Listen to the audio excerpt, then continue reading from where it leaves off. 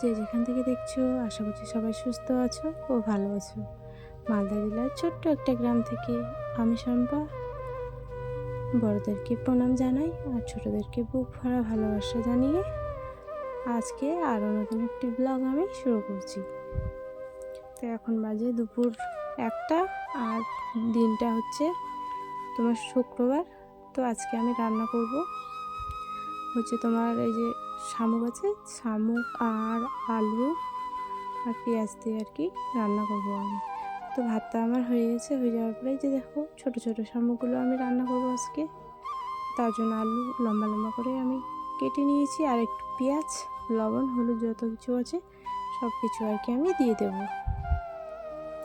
তো লঙ্কাটা তো আমরা লঙ্কা আর কি খাই, বাটানোই খাই, আমি আর বাটি না। জিরেটাও আমি না একটু মানে গোটা গোটাই দিয়ে দিই, কারণ এখন গরম চলছে, তো হালকা খাওয়া ভালো। বেশি মশলা দেওয়া তরকারি খেলে আর কি পেট খারাপ হবে। তো তার জন্য হালকা পাতলা করে একটা ঝোল আমি করে নিলাম। তারপরে এখন আমি রান্না করব তোমার সজনা পাতার আর কি ডাল করব।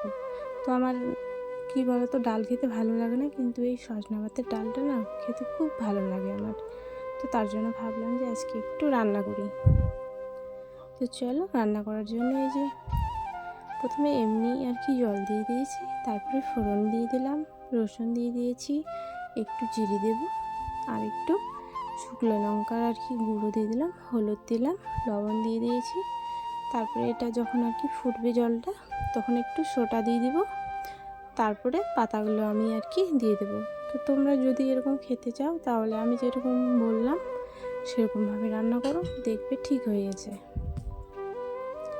তো এটা এখন করে আমি থালা দিয়ে আর কি ঢাকা দিয়ে দেব।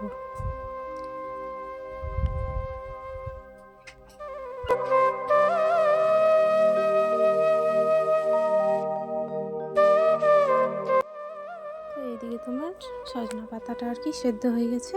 তো থালাটা আর কি ঢাকনাটা উঠে আমি একটু ঘেটে দিলাম, তারপরে দেখো একদম রেডি।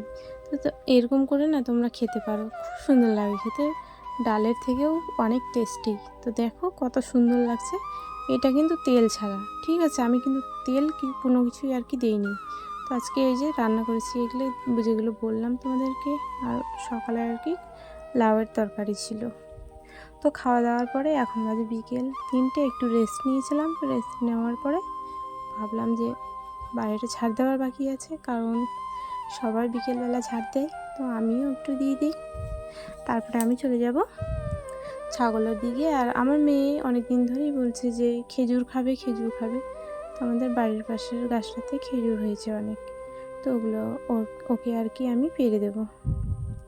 তো এইদিকে তোমার কাপড়গুলো শুকিয়ে গেছে, তো ভাবলাম যে না কাপড়গুলো আর কি আমি তুলে নিই। আর যেটা ওই যে বড় ইয়েটা ওটা আর কি শুকায়নি, তো ওটা আমি রেখেই দিলাম।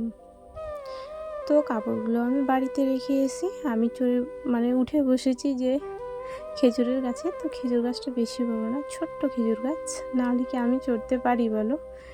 তো ভয়ও লাগছে, তো মেয়ে খেতে চাইছে, তো কী করব।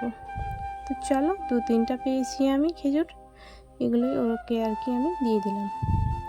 তো বন্ধুরা আজকের ভিডিওটা আমি এখানেই শেষ করছি। যদি তোমাদের ভালো লাগে অবশ্যই কমেন্ট করে জানিও।